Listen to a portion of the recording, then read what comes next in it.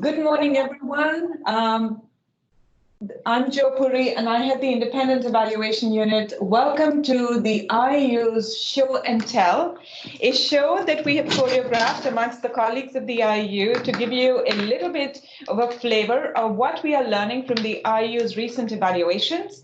I will be joined in this presentation that we have closely choreographed by three other colleagues. So Dr. Archi Rastogi, who's also a member of the IEU team, will be working with me to present some of the key elements and recommendations from the IEU's accreditation synthesis.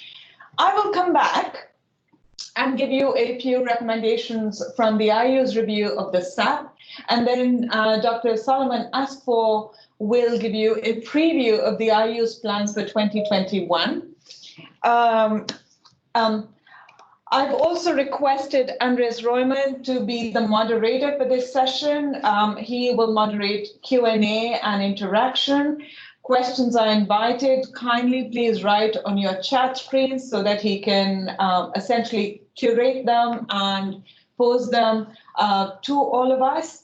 I will invite all of my colleagues to respond to questions. If you can't hear us or if the video is unclear, kindly drop a note to ICT. With that, just a brief understanding of how we've choreographed it. Our presentation should take no more than 25 minutes, and then we'll open it up for Q&A. And with that, I'm going to hand this over to my colleague, Archie. So Archie, over to you. Thanks a lot, Joe. Hello, good morning, everyone. I'm going to walk us very quickly through some of the findings, the overarching findings of the accreditation synthesis, and then in some details through the recommendations we're making as a result of that synthesis. So overall, the mandate for accreditation is provided in the governing instrument. The governing instrument says that access to GCF resources will be through accreditation and the board will manage it, the process. And this is quite a unique and a flexible mandate. It's resulted in a very good diversity of entities with which GCF can target its results areas. We looked at four areas where we have 5 key messages here. On the governance, we found that the board has set up quite a sophisticated structure for governance of accreditation, but the accreditation committee was not fully functional at the time of writing. For instance, its terms of reference included requests such as facilitating interaction with recipient countries on behalf of the board and providing strategic guidance to the accreditation panel. Some of these some of these mandates were not completely operationalized. On the policy area, we found that there was currently no specific accreditation strategy in the GCF. As a result, many different mandates were expected out of accreditation, many primary, secondary, etc. And we found up to 10 different mandates that were expected in the GCF documents out of accreditation. Now, for one function, that could be quite unreasonable to expect those many mandates to be accomplished. And as a result, there was a bit of a mission overload from accreditation function. On the process, at the end of B25, there were 95 entities approved by the board for accreditation. It took them a median of 506 days to go from submission of application to approval by the board. And we found this to be quite lengthy and inefficient. In the documents on accreditation, no single factor was identified as the cause for delays. In fact, 4 different kinds of causes were identified related to how the process was designed, how the process was implemented, the capacities of entities themselves. For instance, many of them were not able to respond to guidance provided by the panel and Secretariat, and legal negotiations, which are quite lengthy in and of themselves. There's a large, looking at the portfolio, there's a large variety of entities, as I said previously, 95 at the end of B25, which allow GCF to cover in a vast variety of areas. But the resulting funding proposal portfolio is quite skewed. It favors the international entities. 20% of the entities actually didn't engage with the GCF at all, from proposals to concept notes, etc. They did not have anything in the pipeline. Of the 56 direct access entities, only 18 actually had FPs with the GCF. And finally, looking at the future, the projections, so the project-specific assessment approach has been endorsed by the board as a complement to the institutional track, but the strategic objectives of this approach are currently not clear. there is an ambitious target specified in the updated strategic plan that the GCF will either double or significantly increase the resources being allocated to direct access entities. But even if the GCF were to double the amount of resources being allocated to DAEs through GCF1, at the end of GCF1, DAEs will still have only 25% of the overall GCF resources. Going very quickly to recommendations, and we look at the policy area first. Obviously, one of our first recommendations would be to strengthen the governance structure for accreditation and operationalize the terms of reference provided to the accreditation committee in specific. We're also recommending that the aims of accreditation function in the GCF should be clarified. Its primary objectives should be clarified, and that will address the mission overload. And this can be done through the articulation of a GCF strategy on accreditation. In the second area, we're saying that the process of accreditation is supposed to assess a few things. One would be capacity building efforts by international entities, efforts of international entities to build the capacities of direct access entities in developing countries, performance of entities as it relates to the GCF mandate and how good they've been and the level of results expected from GCF projects, and also the alignment of entities' own portfolios with the mandates of the GCF. Currently, in the design of the process, these dimensions are not necessarily assessed and definitely not incentivized. And at least the reaccreditation process, as it should be designed, should make these assessments on the basis of predictable, transparent criteria that are communicated to entities beforehand. We'd also have various recommendations on the efficiency of the process. For instance, the process can avoid some overlaps, and legal capacity especially, can be developed not only within the Secretariat, but also within the entities. In the third area, and this is second to last, related to the portfolio of the entities, we are recommending that entities should be given support to nominate direct access entities. So there was evidence that that many NDAs were nominating entities for direct access without an apparent strategy, and they should be supported so that they can do so in a strategic manner to fulfill their climate goals. We're recommending the twinning of international entities with direct access entities, as we've done in the past, that international entities and direct access entities should be incentivized to propose concept notes and go through the FP cycle together to develop capacities. Then it can be hypothesized that many entities that are in the pipeline are not necessarily suitable to the mandate of the GCF. So there should be more clear guidance and on the selection of entities and overall composition of the AE portfolio as it might relate to the mandate of the GCF.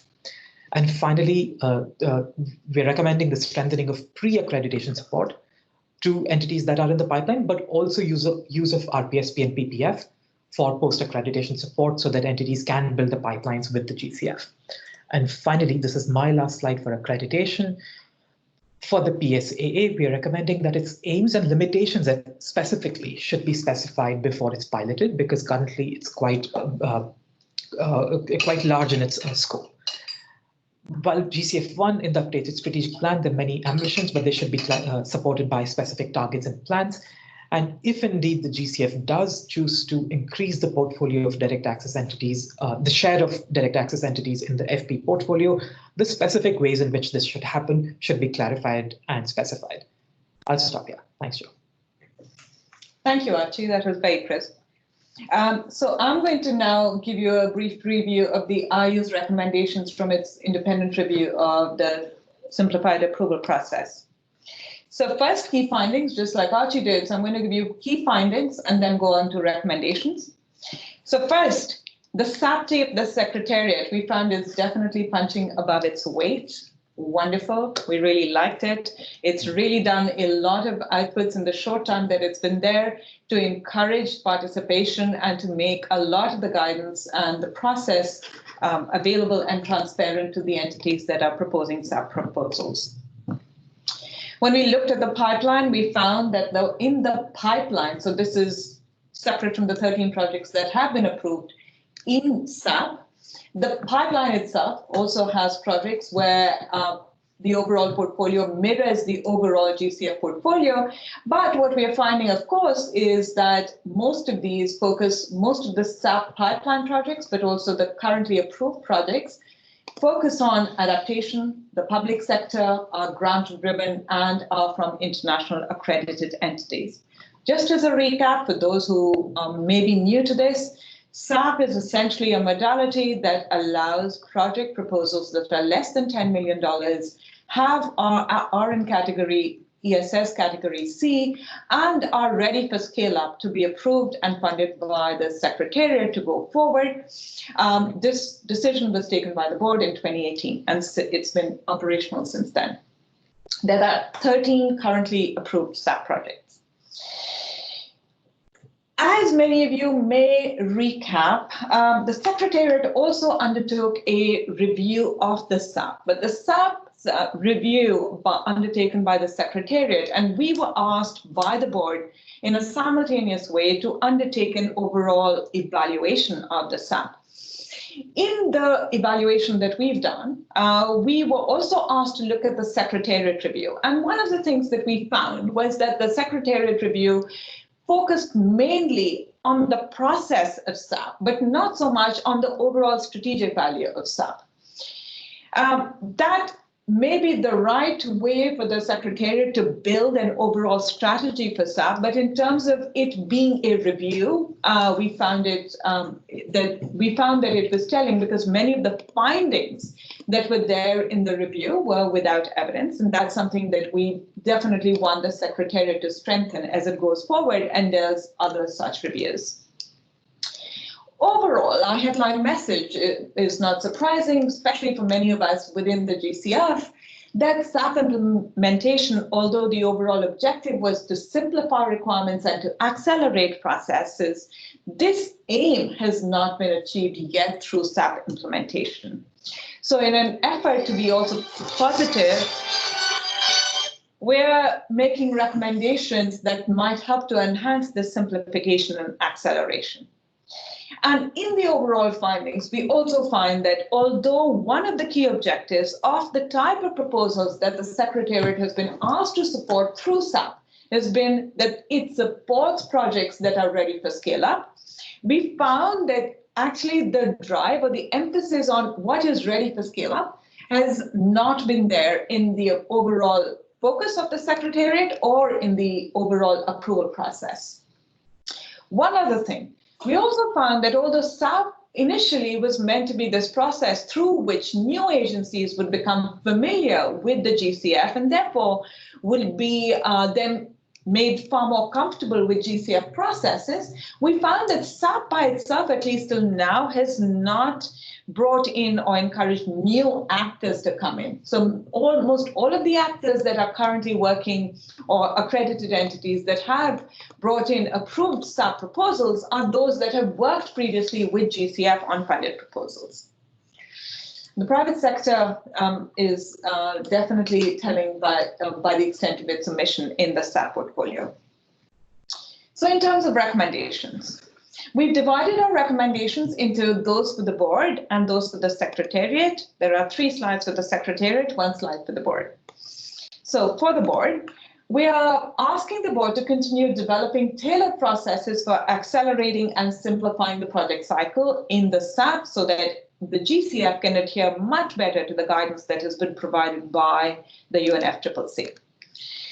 We're also asking the board to reconsider the review criteria for SAP. So as many of you know, currently the review criteria that are used post-SAP projects are the 6 investment criteria. But the 6 investment criteria, given that these are SAP proposals and have far different objectives than the overall FP portfolio, could do with some simplification as well as reduction, as well as a consideration of, say, implementation capacity, which is not there currently in the overall tailored investment criteria. For more details, of course, we're encouraging you to take a look at our overall evaluation report that we are very happy to share a link with you as well for. Last but not least, we are asking the board to consider delegating authority to the executive director for SAP approvals. The one thing that we are also focusing on is the idea that there is precedence for this already. So with RPSP, with PPF, with NAPS, there is already precedence within the GCF system where the executive director is making a lot of decisions on project approvals. This can be something that is extended to SAP as well. I'm going to go on to the recommendations for the Secretariat. And these have been divided into those that might help to improve simplification and those that might help to accelerate the process.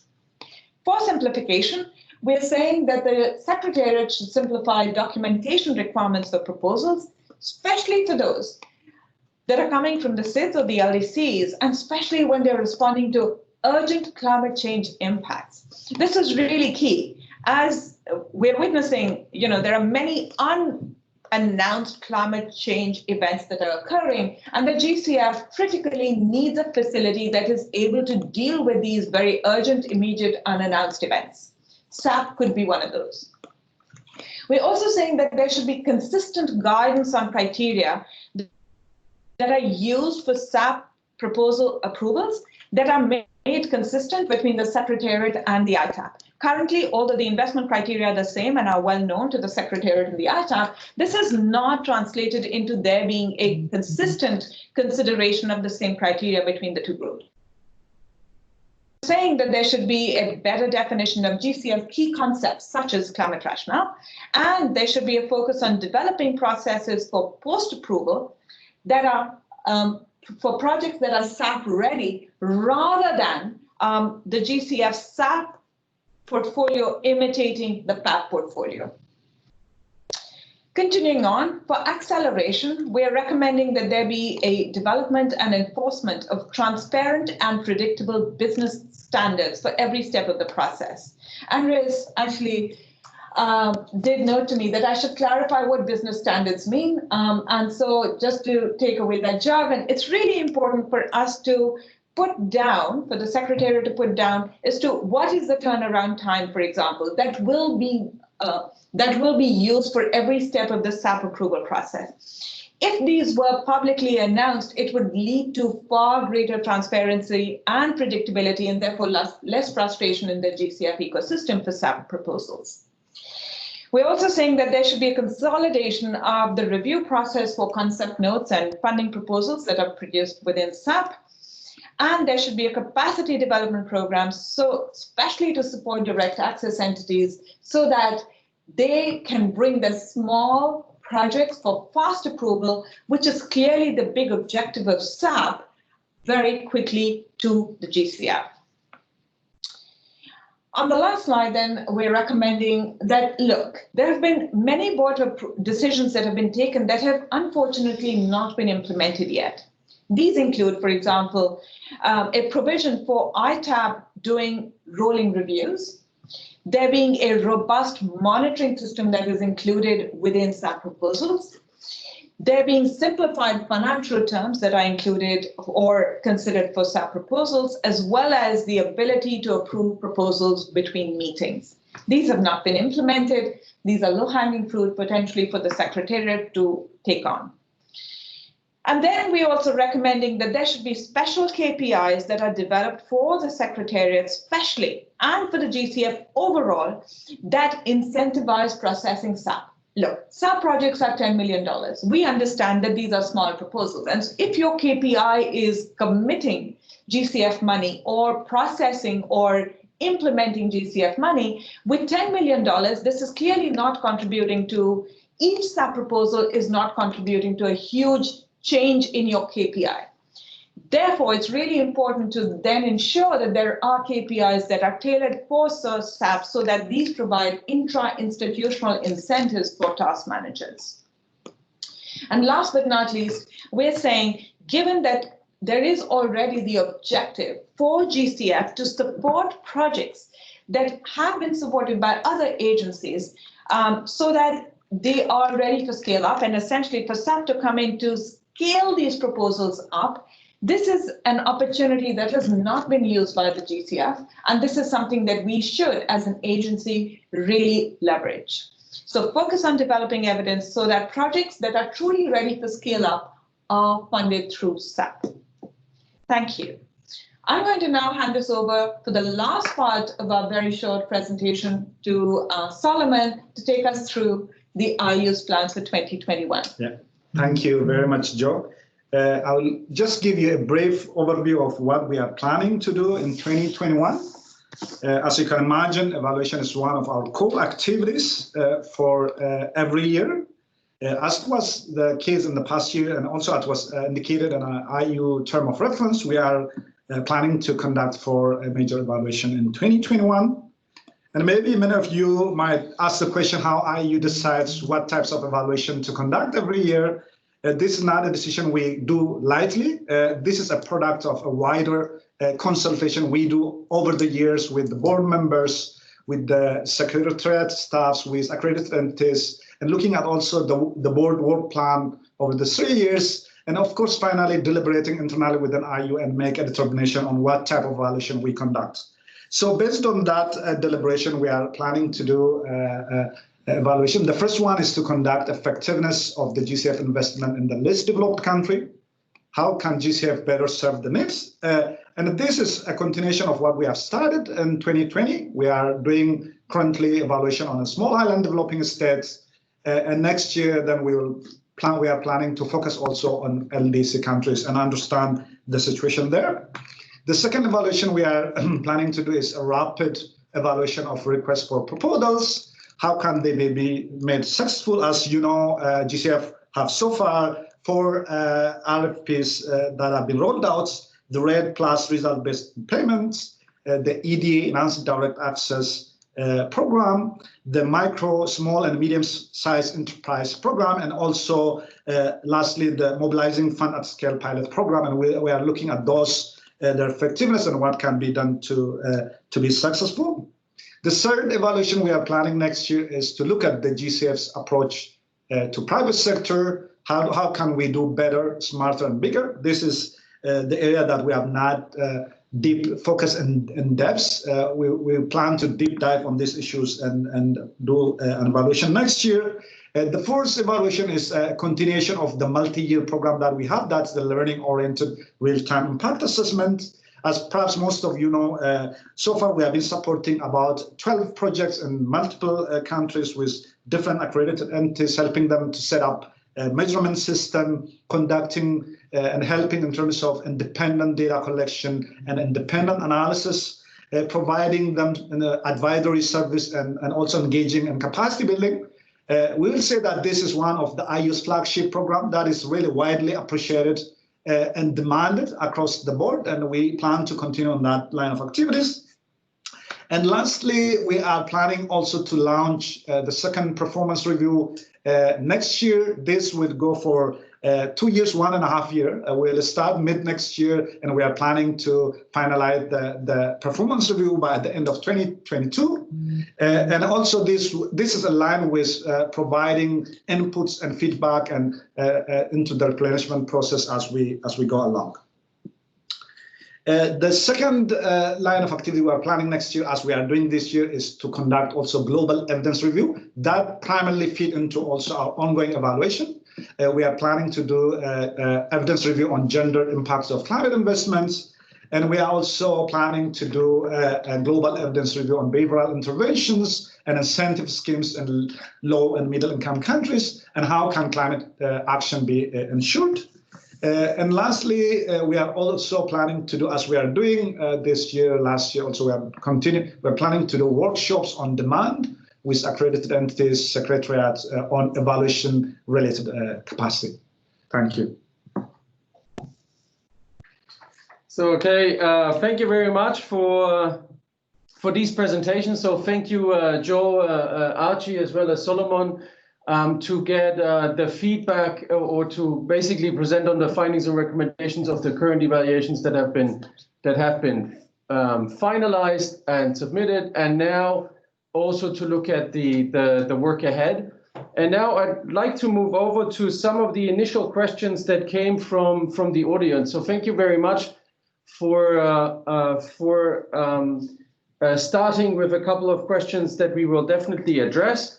Once again, I'd like to encourage everyone to put questions in the chat box we're happy to entertain for the last remainder of this session, entertain any questions that you may have to the different things that have been presented. First question came from Lalanat. So here Lalanat said, did the IEU assess to what extent the accreditation panel is actually fulfilling its mandate to assess accurately the financial and ESS safeguards equivalency between the GCF policies and procedures and those of the accredited entities? And he makes a statement that also part of IRM's research has found that there's significant discrepancies between AEs and what we've asked of the AEs and what appears to be identified by the SAE. So I give this over to Archie and then maybe later on as well to Joe to respond to that. Thank you. Thank you, Lalanath. That's a very important question for us to look at. But I should also say at the outset that we were, this wasn't a full-fledged evaluation. This was a synthesis of the already available evidence in GCF reports and the IU reports as well. So we looked at the credibility of some of that evidence and then synthesized what we found to be credible evidence. So we were not able to ask too many broad-based questions. But just to come back to very quickly the question of equivalency among the GCF policies and the policies of the GCF and those of the entities, we do state in the report, for instance, that the accreditation process itself is not able to assess completely the risks at the FP level. It does look at the institutional assessment, but it does not completely make a full assessment of the risks at the FP level. So I'll stop there, Joe, if you want to add something to that. Yeah, thanks. Also, Lalana, just to add to Archie's comments, two things. We, like Archie said, this is a synthesis report, which means that it synthesizes a whole lot of evaluative as well as review documents that have been put together by various agencies, including the Secretariat, but also outside of the GCF and ourselves as well. And this was precisely requested by the board. So it wasn't it's a synthesis review. Having said which, for the accreditation committee and the accreditation panel,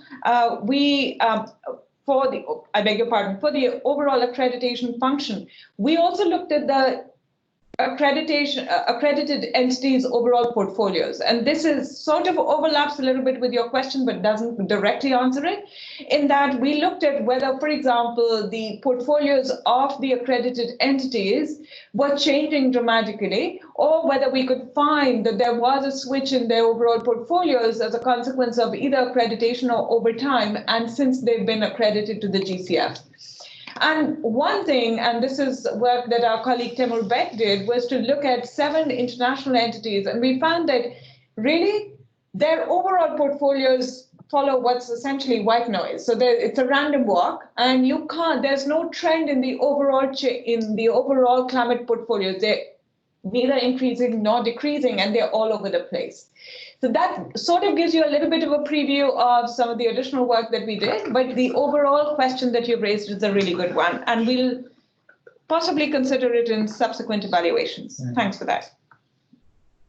Okay, thank you, Joe. Thank you, Archie. That's been very insightful for sure. We have a second second question that's more related to the capacity building. So Faith asked, how can capacity building of IEE, so international accredited entities, for direct access entities be incentivized? And how will operations of the TORs for the accreditation committee assist with this? Olena has also put the same question forward and said, this is a great question. Can we also look at this in context of the accreditation review? So over to you, Archie, once more.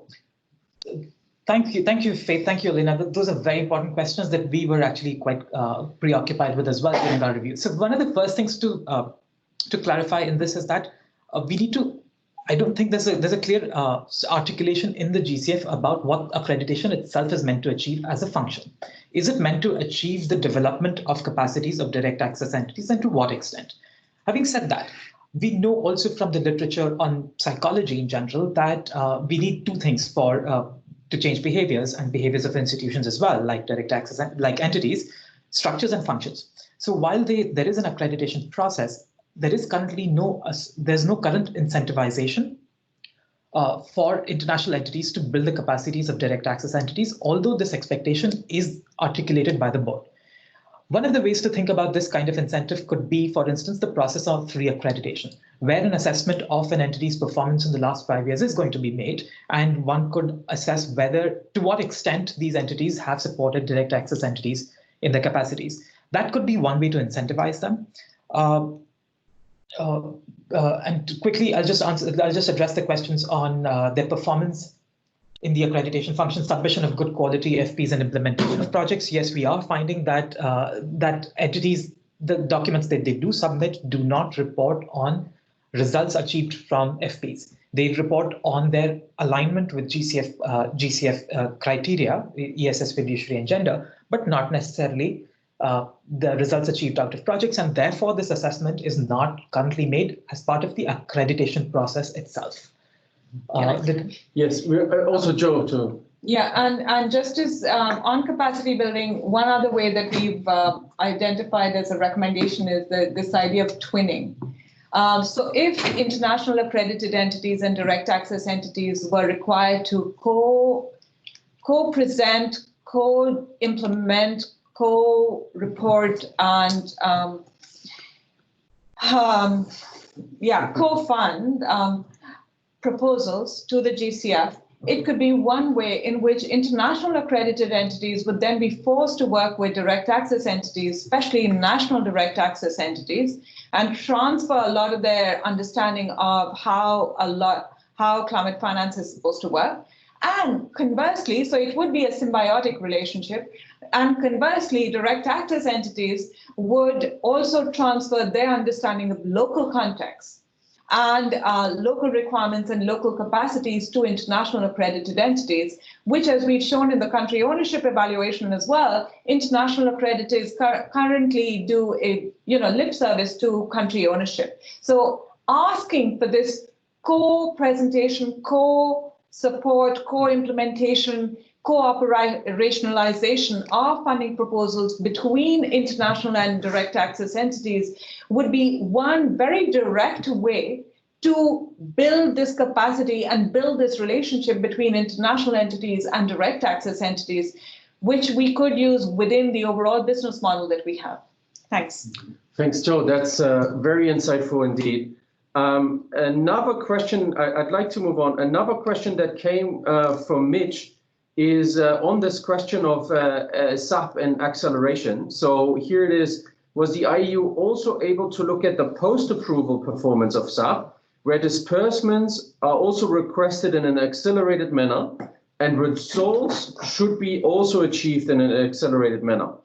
If not, then we end up in a hurry up and wait situation, defeating the need for simplification and acceleration.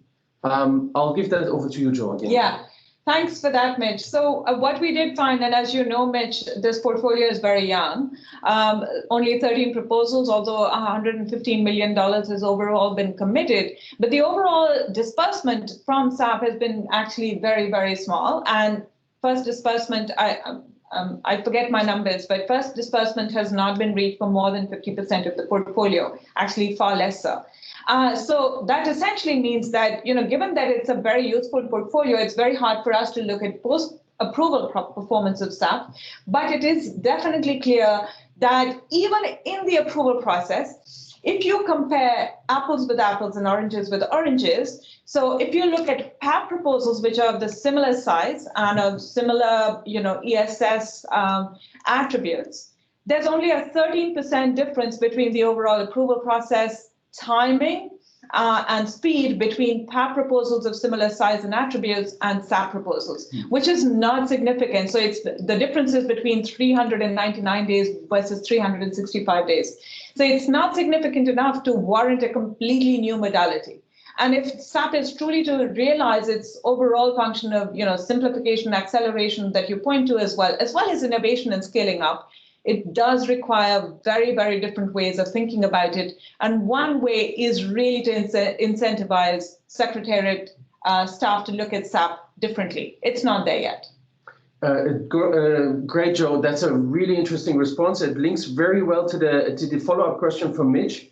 Also, again, on the sub-proposal from the Secretariat side. So his question is there a dependency between the ability of ITAP to review on a rolling basis and the ability to submit sub-proposals for board meeting and between decisions, so BDM decisions? Mitch, it's a hypothetical question because it hasn't been tried yet, right? From what we looked at, we didn't see that ITAP, given that sub-proposals are only coming to board meetings, we didn't see that ITAP was necessarily a bottleneck. Once the GCF Secretariat starts to realize the overall potential and the low-hanging fruit of also wanting to bring sub-proposals for BBMs, then it will want to operationalize this overall idea of rolling approvals of SAP proposals by ITAP. But separately from that, we actually think that it is time, the Walrus said, for the GCF board to strongly consider delegating authority to the executive director, in which case then you won't need the BBMs, you won't need, the waiting for a board meeting to come by. And so if the executive director can approve them, then you'll truly see as to whether it's ITAP or whether it's Secretariat reviews that are really causing the bottleneck. We're not able to, they're conflated currently. Mitch just made a comment on this, and he said he thinks from his perspective we may need an ITAP to rolling approval basis to come first in this suggestion. But okay, once again, yeah. This is very hypothetical, but it's an interesting question to raise.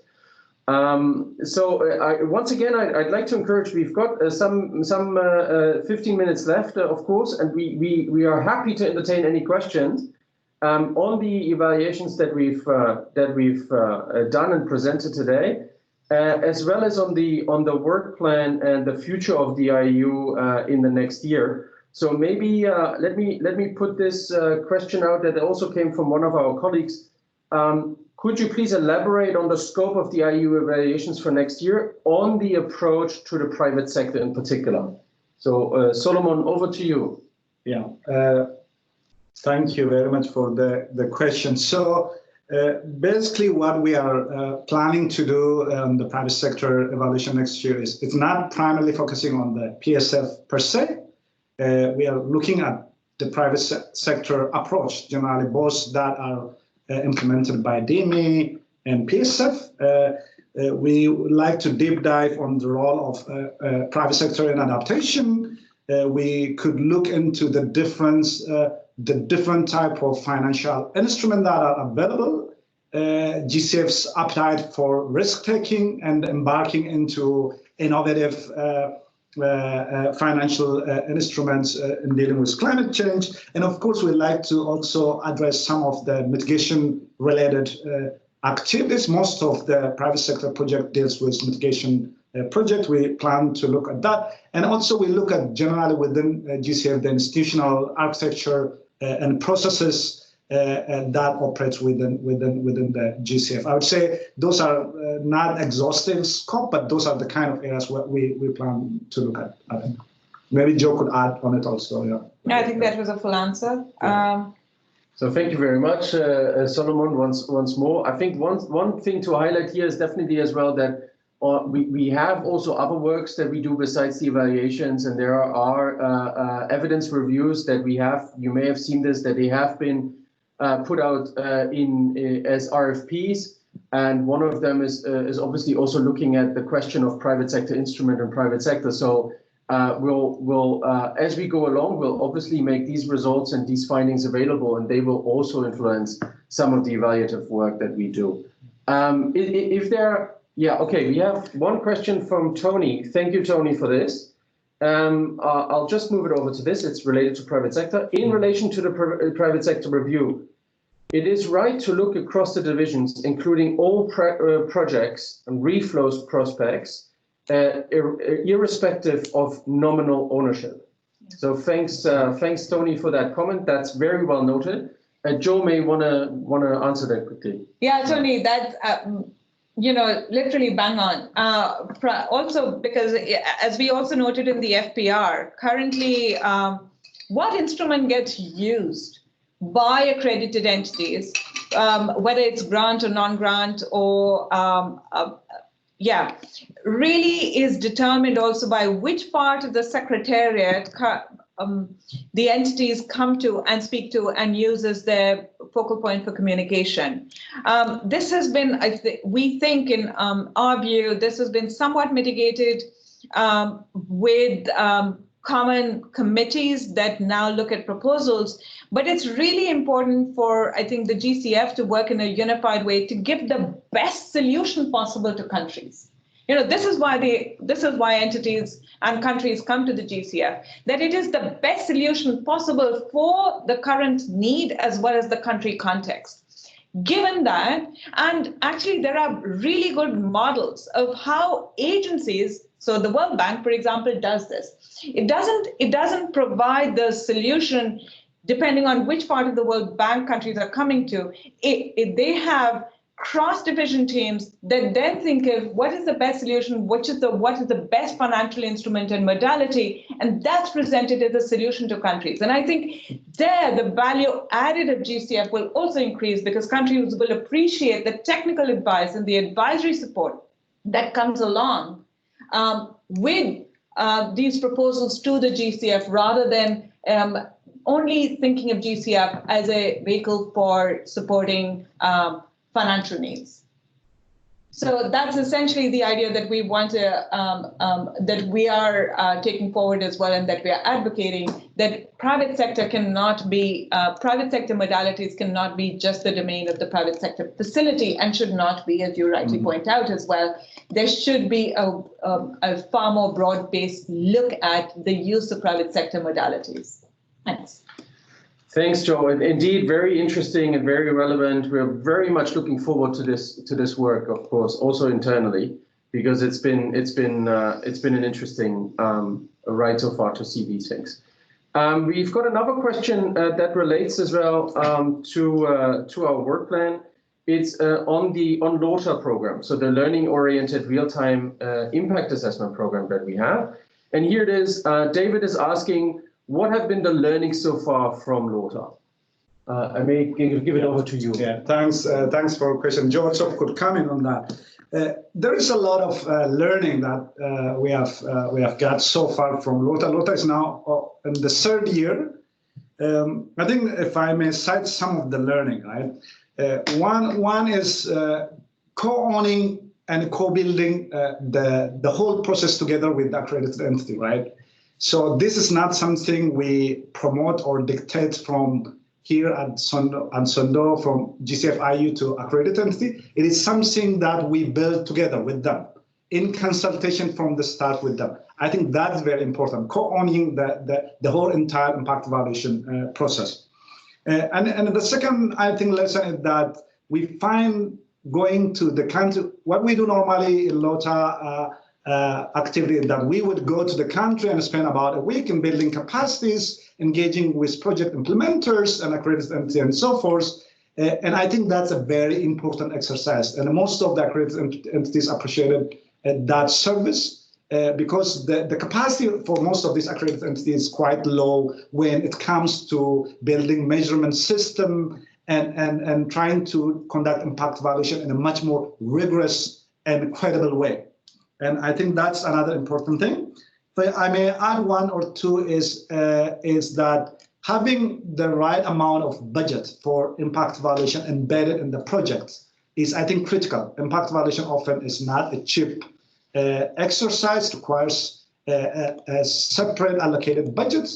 And that is another key aspect that we learn.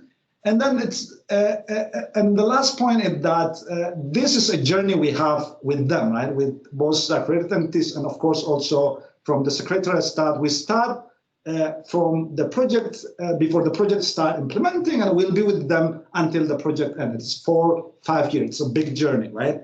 So there's a lot of challenge during that process from implementation, from the startup of the project, from data collection and so on. So I think what we learned is that persistence throughout this journey is critical, not to give up and trying to be innovative and finding ways to address the challenges across the board generally, and I would give it to Joe to add up some more lessons learned on that. Yeah. Thanks, Saul. We also, just for all of you to know, we also did a paper for World Development Special Issue on some of the learnings from LORTA that I'm going to invite you to also look at, and we'll send it around as well. But I think just to take a step back a little bit and to think about what are the objectives and why LORTA. One of the things that we found that we are basically readying ourselves for is that in a couple of years, very legitimately, the board and the world is essentially going to ask GCF, what's the impact of all of the money that's going on the ground? When we started with that question, as we should as the evaluation office 2 years ago, we did what's called the stoplight study, or basically how can GCF projects be faster, smarter, better?